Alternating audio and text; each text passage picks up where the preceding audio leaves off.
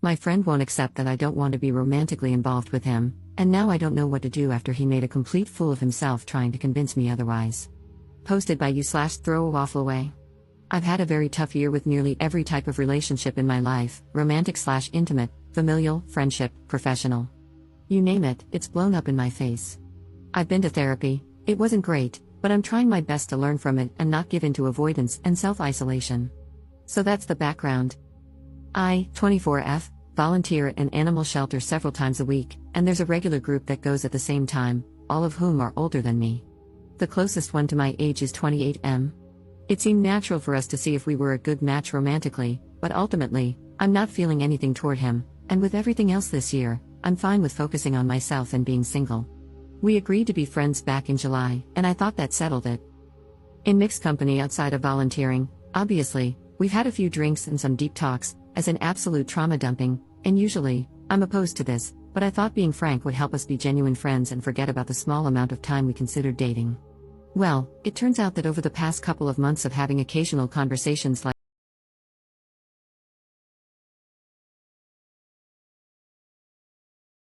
things like how he appreciates our close friendship, etc., relating to trauma dumping and trust and whatever.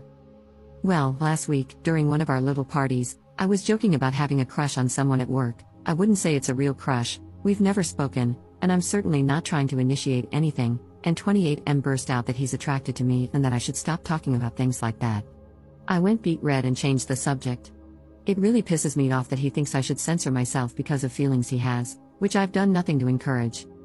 The next day, of course, I get a text that says, "We need to talk." I purposely skipped the shelter, but he insists on coming over to my parents' house because it's important. My parents were not home. So fine, he comes over, we chat a bit, and then I ask, "How bad is it?"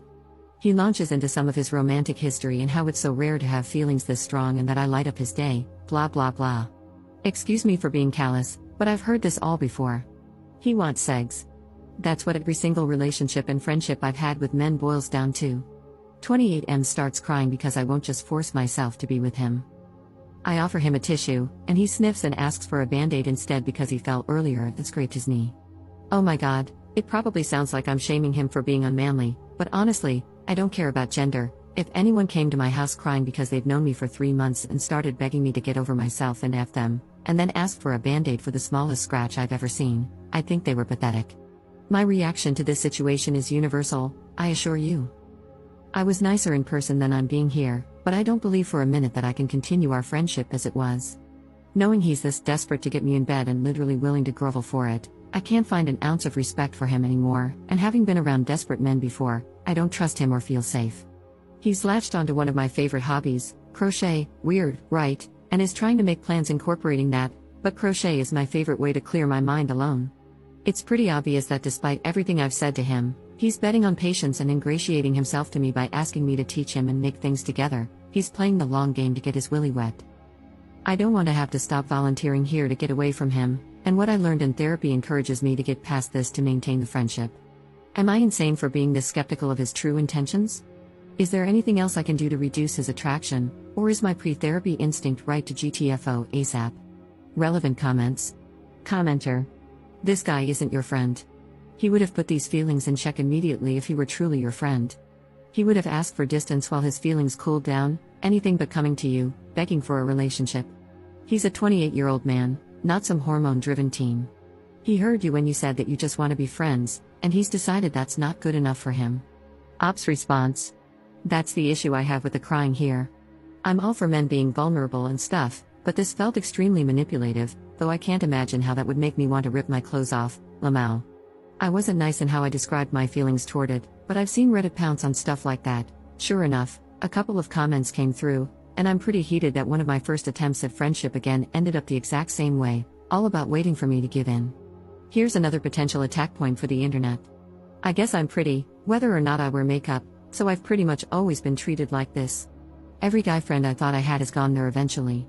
Even years later, it's I always had a crush on you, or I think I'm making a friend, but I get ghosted if I bring up that I like someone else.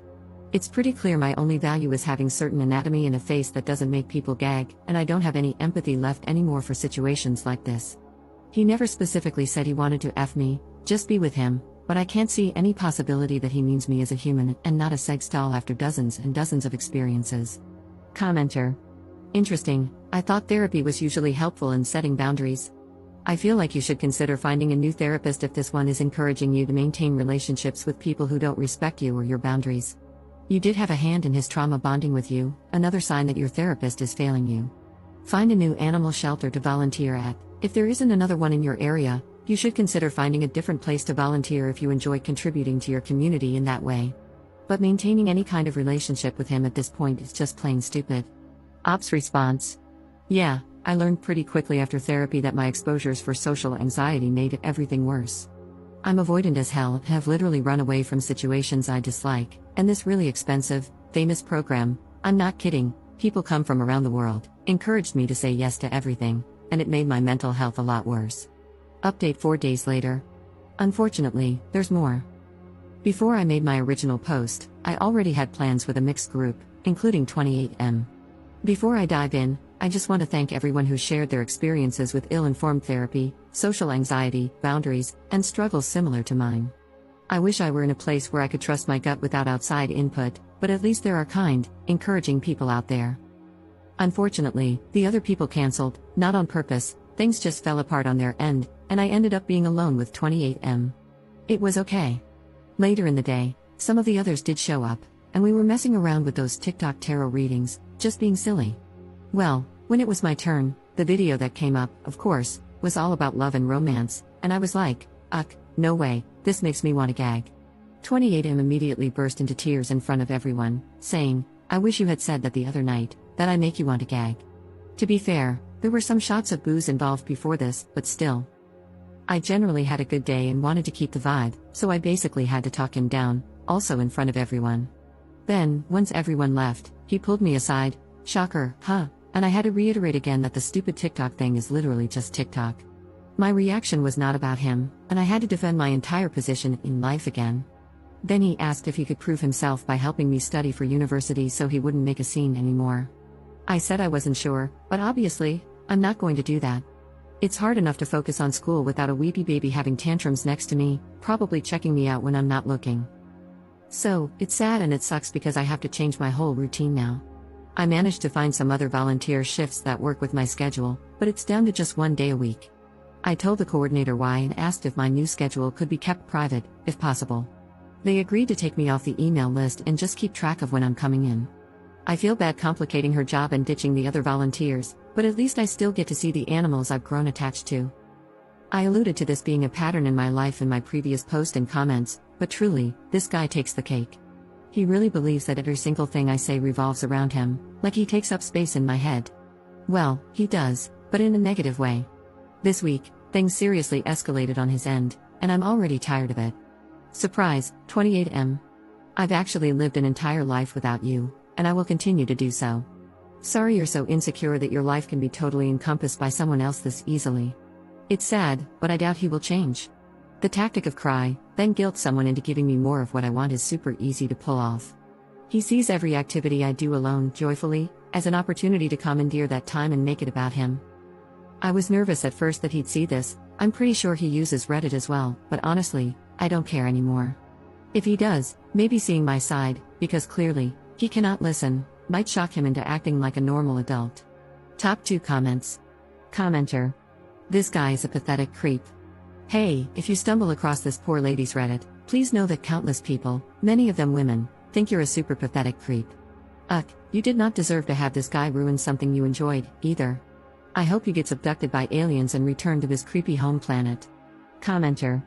Nothing is going to shock him into acting appropriately. He needs therapy, he needs to be brutally honest about his behavior with his therapist, and most importantly, he needs to be willing to do the work to change his behavior for good, which he won't do. All you can do is change your behavior to keep yourself away from creepy, manipulative dudes. Crying like that is manipulative, whether he means it to be or not. Stop hanging out with him one-on-one, and I would stop hanging out with the group if he's there. Can't you hang out with the other friends without him?